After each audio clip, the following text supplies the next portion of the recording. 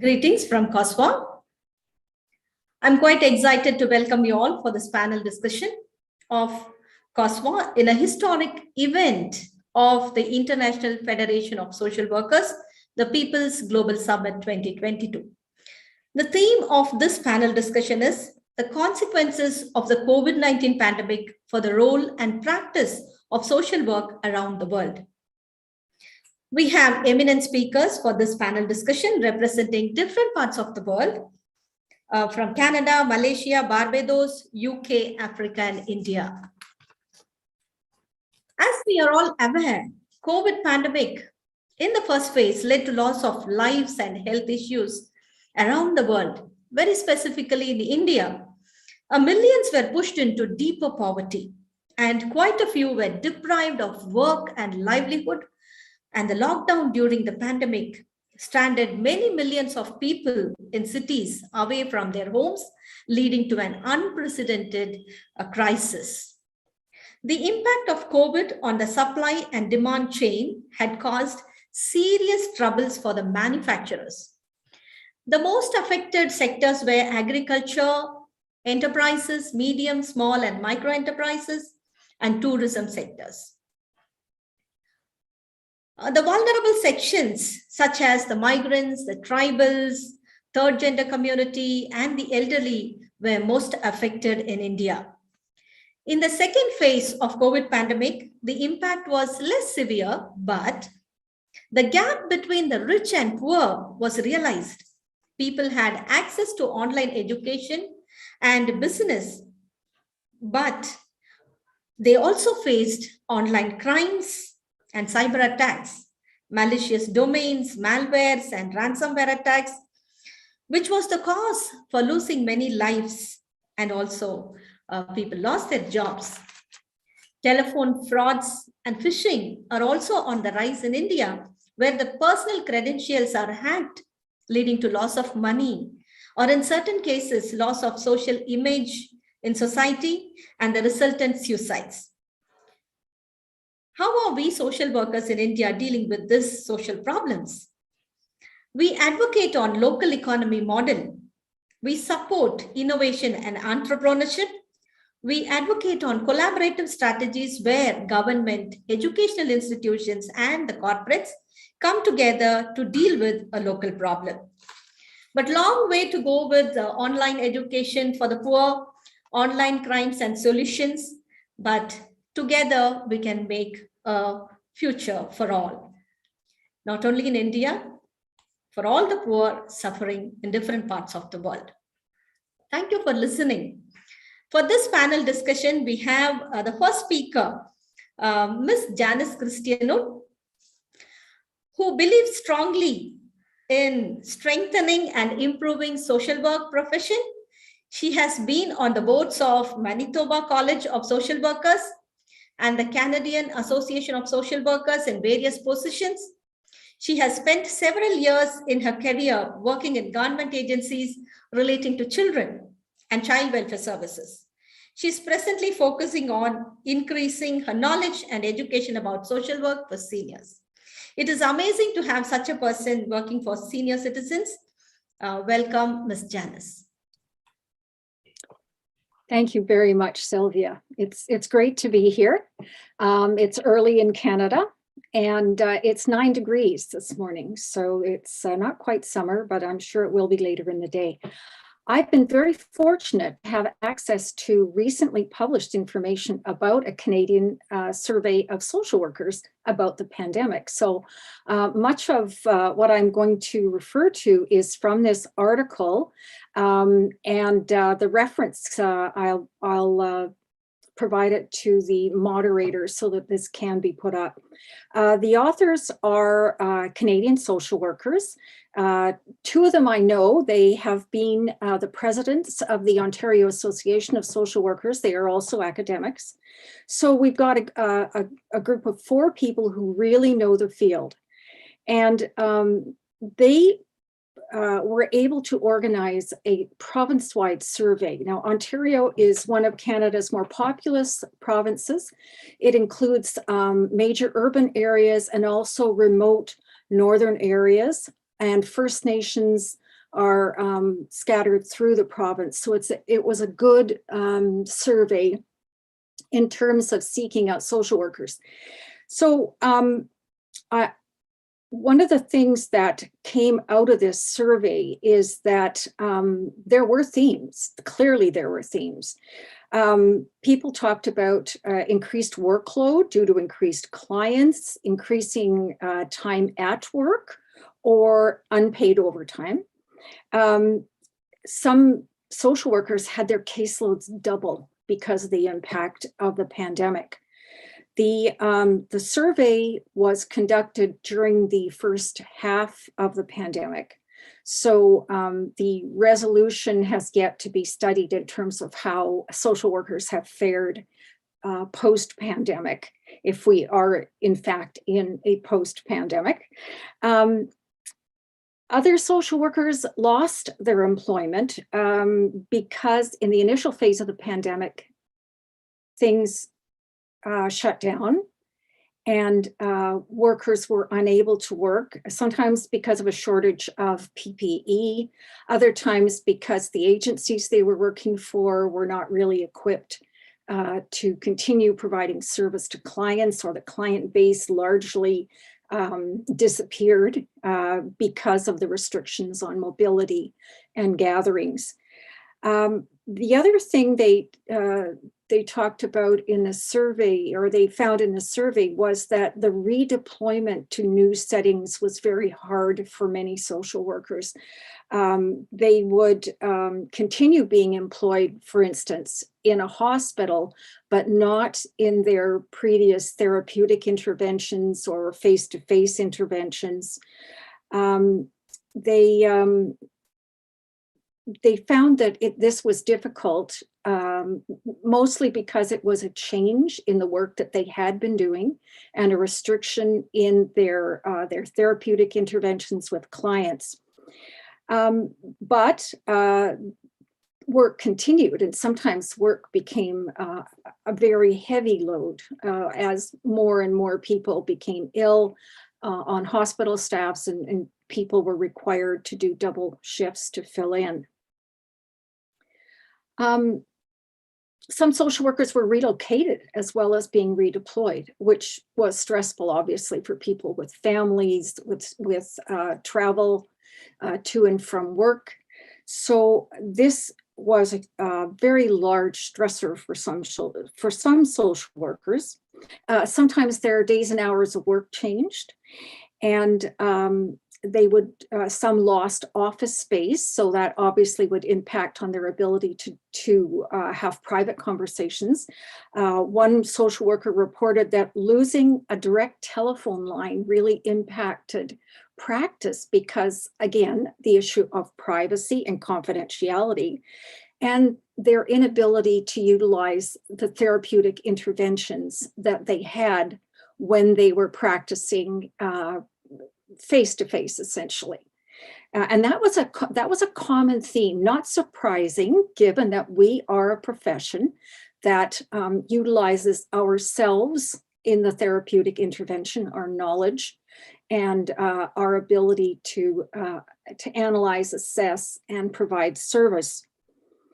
Some social workers retired. They felt that their therapeutic work was not going to transition to online work. They said work was available, but they didn't feel effective anymore.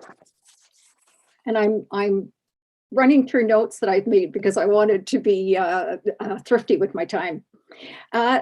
Some left due to concerns about health and safety, particularly working in a hospital in the early stages where testing was spotty, where PPE were not easily available for anyone but frontline nursing staff. This, of course, changed over the course of the pandemic. But there was a lot of stress, and some social workers found that this, combined with the pandemic itself, caused so much stress that they were on leave from work for periods of time. Others contracted COVID and were unable to continue working in their settings. Social workers in private practice saw fewer clients. Again, restrictions on travel, the restrictions on contact really impacted this. Some clients declined to continue seeing their therapist remotely, and that also impacted the services that social workers were able to provide. And personal responsibilities. Many social workers found themselves needing to care for family members, particularly children, when schools went remote, because obviously children at home needed an adult to supervise, to support, to assist. And for some social workers, this was a juggling act, particularly with the need to make sure that that we weren't transmitting COVID into our workplace or taking it home to our families. So that became a very stressful part for some social workers, having to make that decision, or as some did, separating physically the space in their household so that one parent continued working and the other parent stayed as the support supervisor, school teacher to the children. Recent graduates also found that there was a huge impact of COVID in the sense that their ability to participate in practica was quite limited. And this, of course, for many of us who go into fields where the practicum is critical to our employment, either with the bachelor's degree or the master's degree, they felt really impact their chances of getting employment once the pandemic had ended and they were more able to access places. One social worker in responding to the survey said that employers were quite frank that they were nervous about employing social workers who had graduated without personal experience in working with clients. Again, a serious concern for students and a shortage of new graduates and coming graduates who would assist in fields of work. I worked in child welfare, and having people doing practica in our office was a great help because we could, as social workers, teach and model, but we also had an extra set of eyes and ears who would be with us when we visited families, or eventually they would have families of their own to visit. One social worker said that in the process of being interviewed for jobs, everything shut down. And this social worker was unable to continue, despite being qualified, was unable to continue through to getting a job. So that was, again, something that came to a halt in the middle of the pandemic.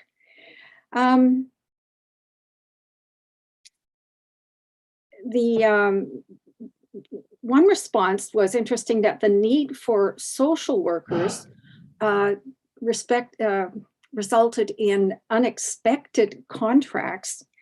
And they expressed this as meaning that there was an increased reliance on social work as an act and as practice. Now, that wasn't terribly clear to me in what I was reading, but I would understand then that that these students coming out of university were experiencing a different way of social work than they might have been taught about. So, Jan, I think time is running up.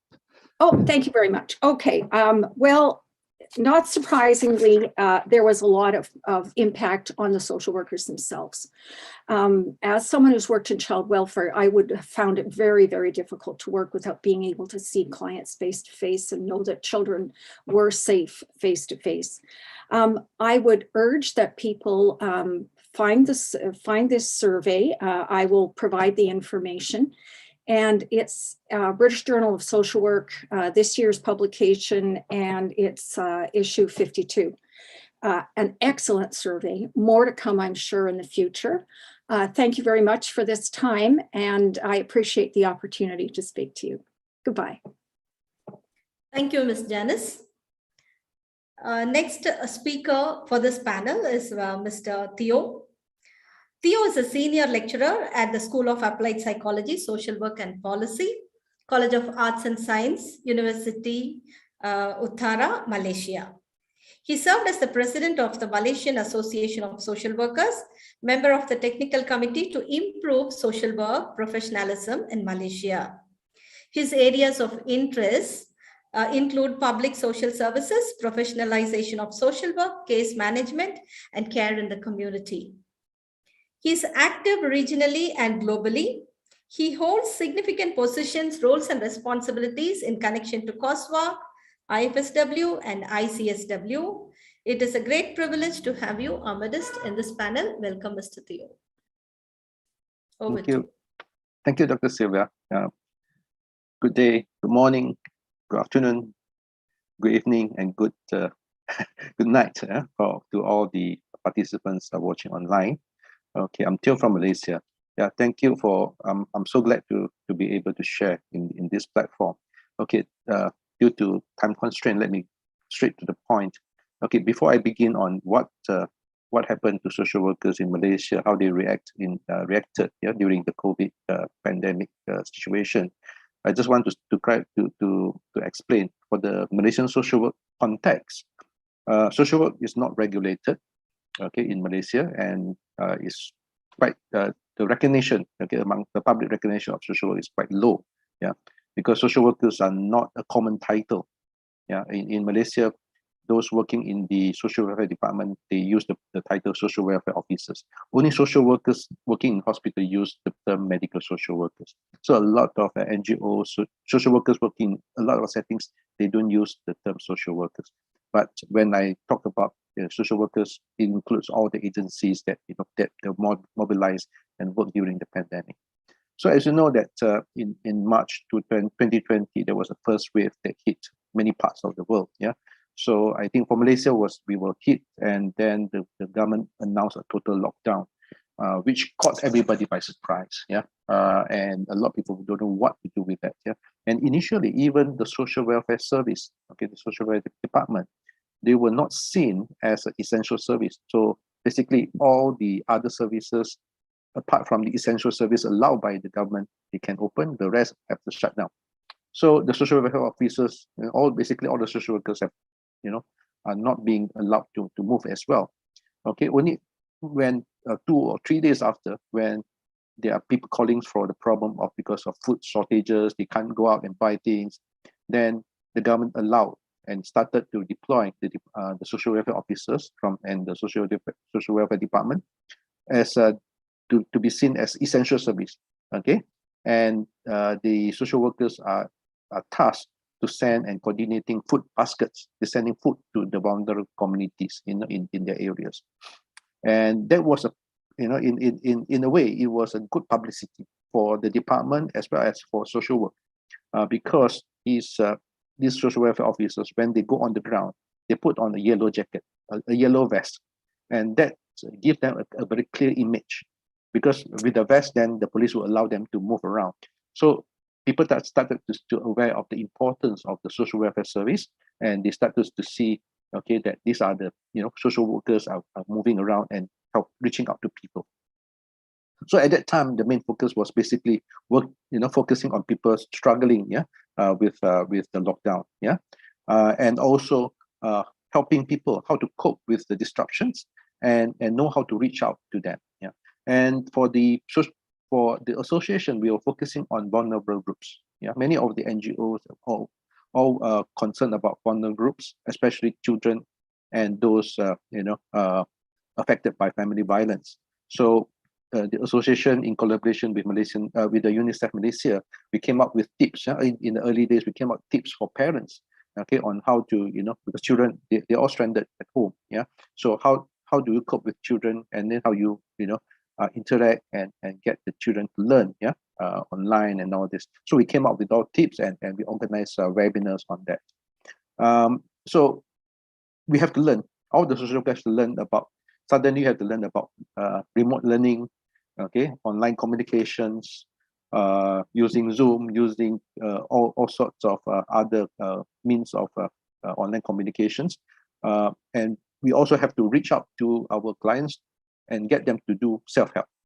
Yeah, because we can't go out to them, and then we have to teach them, go reach out to them through remote communication and get them to send out tips for self-help. Yeah, and during the first wave, we also see the importance of community organizations. Yeah, okay, those who involved in the humanitarian aid, okay, they can send the food easier. Yeah, okay, so but I think the COVID one lesson learned is that it really exposed the income disparity, okay, within the community, and also the severe lack of services for migrants and refugees, yeah, in our society. And the second and third wave of 2020 to 2021, where the Delta and then Omicron, there's a different problems that they face, yeah, because of prolonged lockdown and then loss of jobs. People got frustrated. So that is where we started to look into the issues of mental health and also psychosocial support. Because medical social workers, our colleagues in the hospital, also not only have to provide psychosocial support to the clients, but they also have to support their colleagues, the medical frontliners, who are so bogged down and tired, with the waves and waves of patient coming in. Okay, so even our faculty come up with a support line for students and reaching out to people who need the psychosocial support. So and the social workers also facing heavier workload, because when Delta and Omicron came, the lockdown is not like a total lockdown. People can still allowed to go to work, on the ration. Okay, but if colleagues are down with COVID and underwent quarantine, then they have heavier workloads. So that's why the association we started to work on, started to disseminate and talk about issues of mental health and self-care for social workers. Yeah, and of course we have to, as an educator, we also have to learn new norms about social practice and education, how to arrange for students to learn online, and also how to learn when they are doing placement. Okay, when we are not allowed to cross states to visit them. So we have to do a lot of mobile and also online supervision. Moving forward, come to the last point, is from 1st April this year, Malaysia is transitioned into endemic. So basically, economics are opening up, borders are opening up, yeah, and education and training are coming back face to face gradually. But a lot of people are accustomed to online learning. So moving forward, we have to do a lot of planning as well of, even have events, training, okay? So we will do it in the hybrid mode where, people can meet face to face, but we can reach out to more people using a hybrid mode, yeah? Unfortunately, when we first started, the image of social workers, people see the importance of social welfare officers reaching out to people. But, as things are getting back to a new norms and back to normal, okay, a new normal, it seems that the image of social workers are dwindling. Okay, nobody sees the importance of social work. So this is something that we have to work on. But I think moving forward, we have to, there's a big challenge for social workers, because we are facing new disruptions. Okay, as Dr. Sylvia said in earlier, the disruption of food chain and all this. You see a rising prices. You see a lot of poverty coming up. You see a lot of cases of suicide. Okay, and we have not talked about effects of long COVID. Yeah, but I think we are dealing with a lot of fatigues. Okay, even among our practitioners. So these are the things that I think I would like to share at the moment. Thank you so much for listening. Thanks, Mr. Theo, for that insightful presentation on the challenges of social workers in Malaysia and also about the crisis in COVID pandemic. Thank you. Our next speaker would be Mr. Joachim Mumba, President IFSW. So this is going to be a great presentation, we believe. Mr. Joachim Mumba is a qualified social worker since 2002, with extensive working with local and international NGOs in Zambia. He has been Secretary General and Chief Executive Officer of the Social Workers Association of Zambia since 2005. Joachim has spoken on a number of fora on social work practices in Zambia. His main interest is strengthening the governance and financial systems of national associations of social workers. We are privileged to have you here as a panel member. Welcome, Mr. Joachim. Thank you so much, Sylvia, and greetings to all the members of the audience. And yeah, so just to share a little bit about our experiences with COVID-19 for social workers in Zambia in particular, as well as Africa. I'll talk about Africa because at the time I was serving as Vice President for IFSW Africa region. So we used to have a lot of webinars and where we would invite practitioners across Africa to share their experiences with COVID-19. So for starters, I would say that it was really a challenge for social workers to be involved in responding to COVID-19. And I think that is due to quite a number of countries where that was experienced, that social work or social workers were not really, recognized as essential members of the workforce. It was only people from the health sector that were recognized and identified to respond to COVID-19. But then we've started seeing that in some of the countries, according to the social workers that shared their experiences during our webinars, as the governments and other authorities started involving and engaging social workers to work side by side with their health colleagues. And mainly social workers were engaged to work in quarantine centers where those suspected to have been exposed to COVID were, quarantined, and social workers were deployed there to provide some form of, psychosocial support and all the other, social support that would be needed. But then, the measures that were being introduced, like what was called, or what is called, the social distancing, and also this, which became like a slogan, stay at home, work from home, that became a little bit, difficult for social work practice, because as you may be aware, we work with individuals, we work with groups, we work with families, but it was difficult for practitioners to, get in touch with the clients of our services. Yes, there was an issue to do with technology that clients could be reached with through mobile phones or through internet-based devices, but that was proving to be difficult because the clients that we served did not have access to these gadgets. They didn't have access to internet, and even social practitioners themselves. Most of them did not have access to internet, and that created a big problem in terms of reaching out to the clients.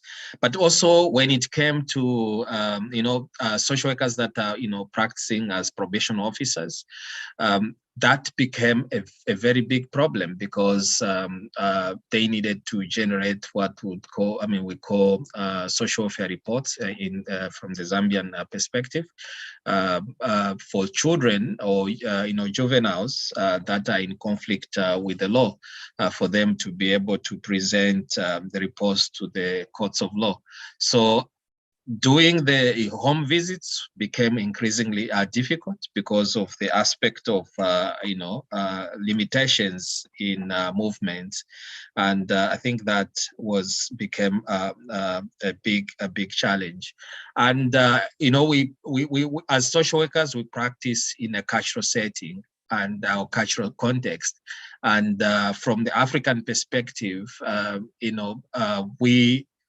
the issues of greeting or shaking hands is very critical, is very paramount. And then the issue with COVID, which came with restrictions of not shaking hands, keeping a distance and stuff like that. For some of the clients that would reach social workers in their practice setting, they couldn't really take that because the orientation was that of, the way we live, where there are no boundaries and stuff like that. So that really impacted significantly on on our practice. We also noted that in some countries, actually, that created an opportunity for social workers to be recognized, because the time that the authorities or the Ministry of Health and the government were, embarking on raising awareness in communities, they realized that they needed social workers, and that was the time now they turned to the social workers and started thinking that yes. This is a critical workforce to help us reach the masses. So I think that brought about some green light and also some hope that social work will start or will be recognized. So in most of the countries, that was the time that social work as a profession came to the limelight in terms of authorities recognizing the importance of social work. But I should mention, like particularly in my country, that at some point the Ministry of Health contacted our national association, and they wanted the national association to mobilize social workers who could help in community awareness raising.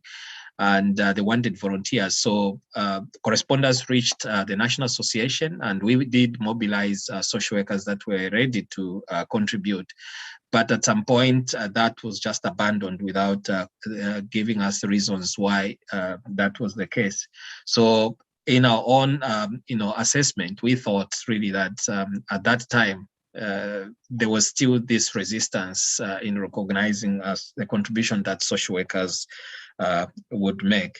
And I should mention that at the time, we did even not have, as a country, the legislation that recognized social work as a profession. But as a region, IFSW Africa, we went ahead to collaborate with UNICEF, Eastern and Southern African region, as well as the Global Social Service Workforce Alliance to develop some guidelines or guidance notes for social workers, which we disseminated to social workers for those that were engaged in responding to COVID-19 to be able to use or guide their interventions and their practice. But I should also mention then that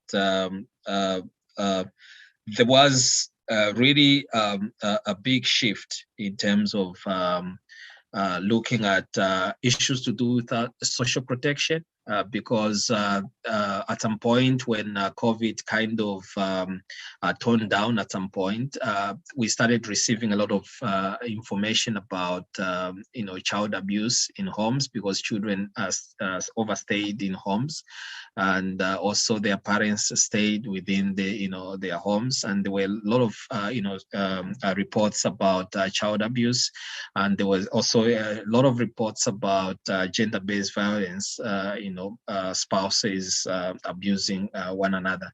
So that actually also created a boundary in terms of the response by social workers, because such homes were not able to reach out and be able to provide some interventions. And again, just to mention that in Zambia, social welfare officers are responsible for giving out cash transfers to vulnerable groups in communities. But with COVID-19 and all those restrictions, it became increasingly difficult to support vulnerable families, those that were on the social cash transfer program.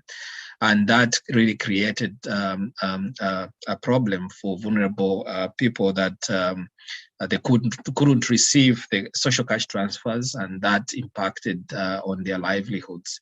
So in general, COVID really brought a lot of difficulties for practitioners. Practitioners could not, practice freely, and due to those restrictions, and also due to the fact that most governments do not recognize social work as an essential workforce.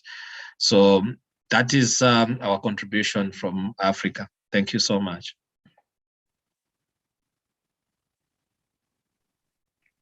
Thank you, Mr. Joachim. It was great to know about the contribution from Africa.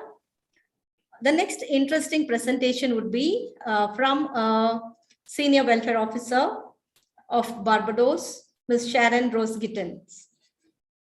She is the recipient of the Welfare Department Staff Award for going beyond the call of duty. She is the president of Barbados Association of Professional Social Workers and also a founding member of Faith Trust. Welcome, Ms. Sharon Rose. Over to you.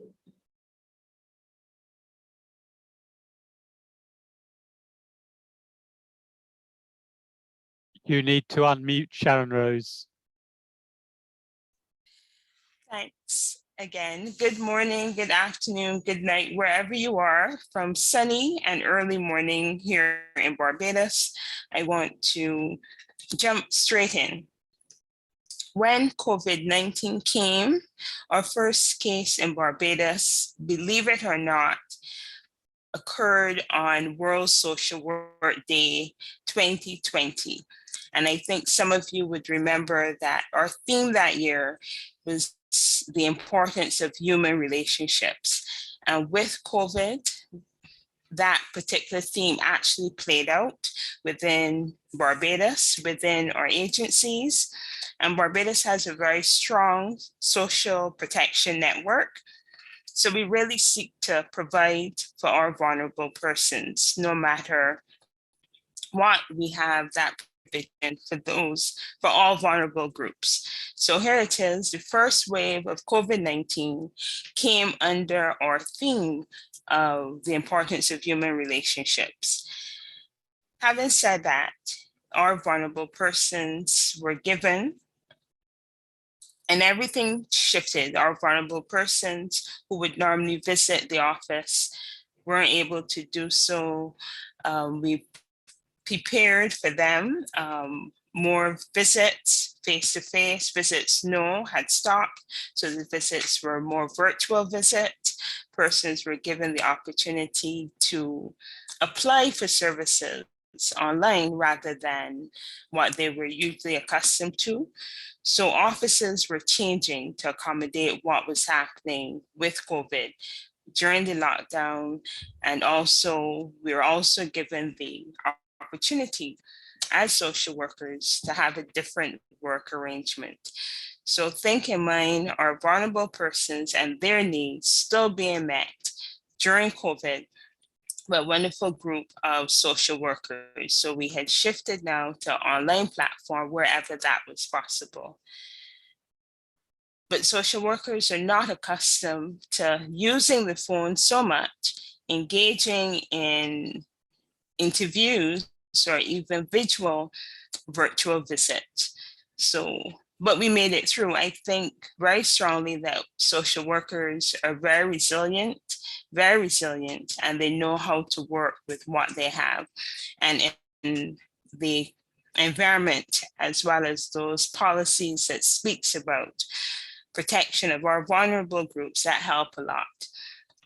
Our social workers are human too, so COVID-19 also impacted on them. So we have social workers who are family members, who are parents. So once our school system went virtual and had remote school or online school, then that obviously impacted on our social workers being able to be at work and also making sure that their children were taken care of. And yes, as one of our earlier speakers said, you had a situation where maybe the other parent took responsibility, but wherever that was happening, you found that our social workers and the agencies in which they work made accommodation as well.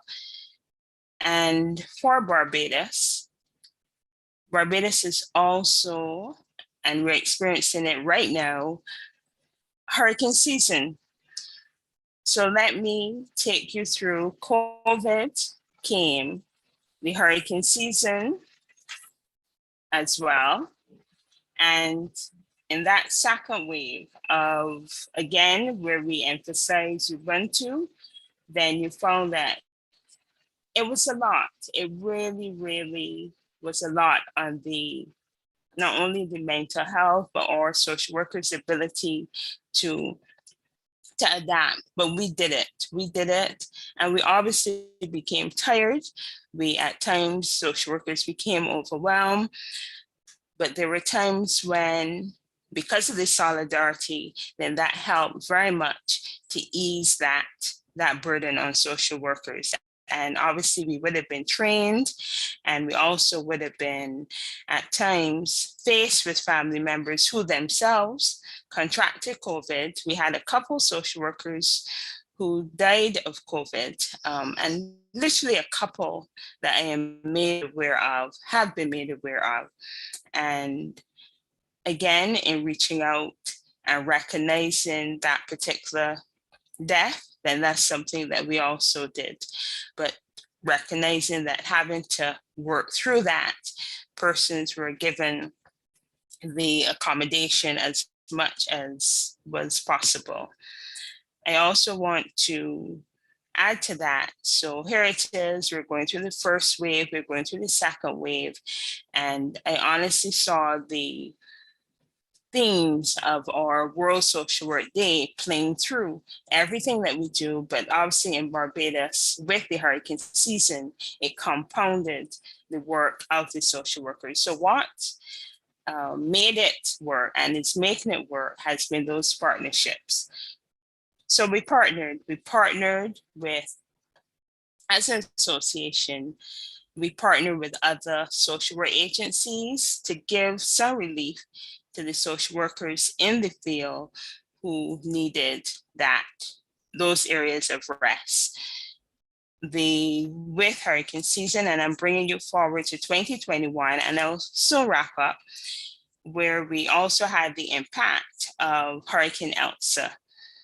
During Hurricane Elsa, we're working, then here it is, you needed some social assessments being done. The association assisted. The association also assisted in terms of families who, in Barbados, we have families who are also in home isolation. So they're not just going to our particular faculty or facility for persons who have tested positive. We've also now, over the last year actually, been allowing persons to be at home and self-isolate. Social workers from the association have been initially assisting with that psychosocial support, as well as the data gathering. The other area, and remember I started by saying Barbados has a very strong social protection system. Care packaging was given to families as well. And that's literally a food hamper, non-perishable items being given to persons within communities.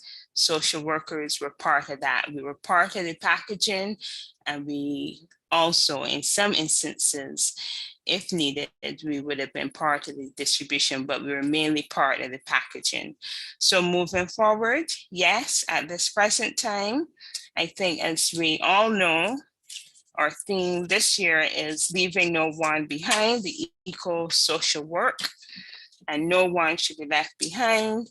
What the association and members of the association and social workers generally, we've started to see more social work students coming into our offices for their internship.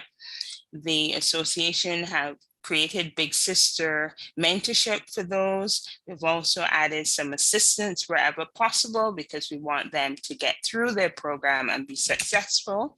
And we're also retraining and retooling our members on areas of first aid, psychological first aid, and the focus on suicide. Thank you for the moment, and I hope you've gotten a better picture of what's taking place in Barbados at this time. Thank you, Sharon Rose. It was a great contribution made by the social workers of Barbados during the COVID pandemic. It was an awesome presentation. Thank you. We were inspired by your presentation. Thank you. And next we have Ms. Roseanne Palmer. Dr. Roseanne Palmer is the policy and research lead at the British Association of Social Workers. Her remit covers both working on policy and political developments at UK level and collaborating with academics on social work related research. She has been working on issues of health and social care policy for more than a decade and conducted BASWA's second survey on social workers' experience of working during the pandemic. So the presentation is going to be interesting and great. Welcome, Ms. Roseanne Palmer. Thank you, Ms. Sylvia. Hello, everyone. Guten Tag zusammen. Bonjour tout le monde. Prynan da i'r bawb, a diolch am y gwahoddiad I siarad heddiw. Now, for those of you who don't know it, and I didn't until a few years ago, that last language was Welsh. And that's relevant because the UK has, I'm giving you just a little bit of context here to explain some of my remarks. The UK has what we call a devolved political system. And that means it's not as tidy as a unitary state and it's not as tidy as a federal system. But the reason it's relevant to my remarks is because the UK government didn't have control over everything that was happening in the UK in terms of making government decisions during the pandemic. Health and social care policy is what we call a devolved policy, which means that Wales, Scotland, and Northern Ireland are each able to take their own decisions relating to health and social policy.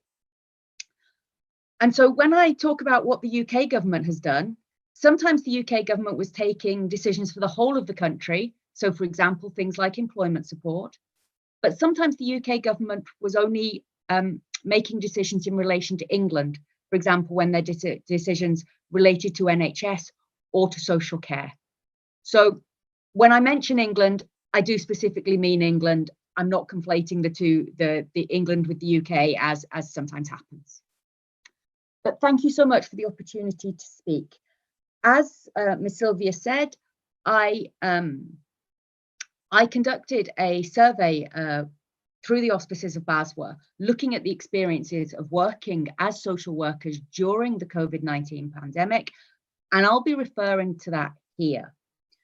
And some of the things I'm going to say will reflect things that we've already heard. As we've heard from the other members of the panel who have spoken about their country's experiences, the impact of the pandemic really upended much of familiar social work practice virtually overnight. For a profession that is so reliant on working face-to-face and relationship building as an important tool, that tool was in large part no longer available because restrictions were being introduced that made person-to-person contact so difficult. There was a rapid move online in UK social work. But home visits also continued because those were important, and they continued even though that placed social workers and their own families at greater risk of contracting COVID. Social workers were frontline workers, they were key workers, but even then, they were often overlooked in matters such as the issue of personal protective equipment, which went to healthcare staff first. That access, however, I'm pleased to say, did improve over time. More than the survey, the BASWA survey to which I referred, during that survey, more than 3/4 of our respondents, and that survey was conducted in December 2020, but more than 3/4 of our respondents agreed that their experience working under lockdown restrictions had increased their concerns about the capacity to safeguard children and adults. And what we had in the UK was a situation where the pandemic further exposed deep inequalities, as we've heard about India and as we've heard about Malaysia, both in terms of its impact and in terms of protecting human rights. We saw the reduction of rights and the removal of safeguards. A clear example of this, sadly, came with residential and nursing care homes. Latest figures for the UK suggest around 180,000 people died within 28 days of a positive COVID test. That's the statistic by which they measure in the UK. More than 45,000 of those deaths came in care homes. Those figures run up until the end of January 2022.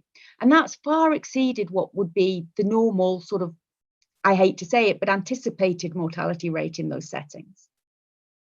And yet there's something of a contradiction here in the approach.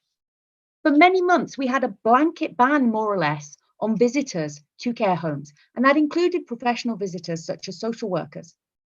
And we know, though, that friends and families are an essential part of care for many of these older and disabled residents, and it clearly impacts on and restricts their human rights. And this was a situation that lasted until well into 2021. That said, in the early weeks of the pandemic, and despite UK government claims to the contrary, policy actually allowed for the discharge of patients who had not been tested for COVID-19 into care homes without any requirement for isolation. That requirement was only introduced in mid-April 2020. And that, we believe, allowed the virus to spread further to this vulnerable population. And it's actually a policy that was ruled illegal by the High Court in England in April 2022. Moving on away from that, and that impact of rights, and that was just one example of how rights were impacted and safeguards removed by the restrictions put in place. Talking specifically about the experience of some social workers, the move online was seen to have some advantages. For example, people reported improved engagement when they were working with young people who were familiar with these ways of communicating.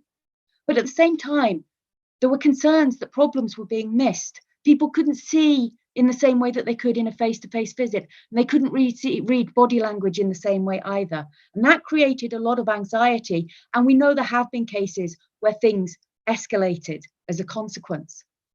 And there were problems with digital access, as we've heard about other countries. Nearly 70% of our survey respondents reported more difficulties in communicating with the people they worked with because the latter couldn't access the digital platforms and technology that were needed. And there were pressures on the individual social worker because as social workers, they were dealing with life under lockdown as well as working under lockdown. And all the pressures that created upon family situations, looking after their own relatives, looking after their own children, while continuing to work and help other people with the challenges they faced. Social workers, especially those who are recently qualified, really felt the lack of peer contact. They felt the difficulty of separating the personal from the professional when they were working from home. And they also felt the impact on their own mental health. Nearly 60% of our survey respondents said that working during the pandemic had negatively impacted on their own mental health. And what we're seeing now in the UK is a landscape where, in the BASW 2021 annual survey, more than 1/3 of respondents reported that the number of people they worked with had increased during the pandemic and had yet to show a sign of reducing. And the cases are sometimes of greater complexity also. Sometimes this may result because the case went unseen and was therefore allowed to escalate. For example, when the schools were locked down and children weren't being seen on a regular basis by teachers and by others in the school environment. And although vulnerable children were still able to go to school alongside the children of key workers, there were cases where this wasn't happening. And also, the additional kinds of support that would generally be put in place for people were closed down because of the restrictions and because of the lack of face-to-face contact. So there are more cases, there's more complexity. And what we're seeing, partly as a consequence, is actually also more vacant posts in the profession. The COVID-19 pandemic may be over in the eyes of the current UK government, which was one of the first in Europe to remove restrictions as quickly as possible in England, followed somewhat more cautiously by the devolved governments of Scotland, Wales and Northern Ireland. but its repercussions are continuing to be felt by the social work profession in the UK and will be felt for many years to come. Thank you.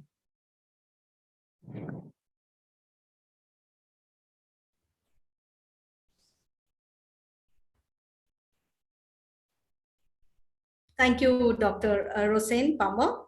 That was an interesting presentation relating to the research and the contribution of social workers in UK.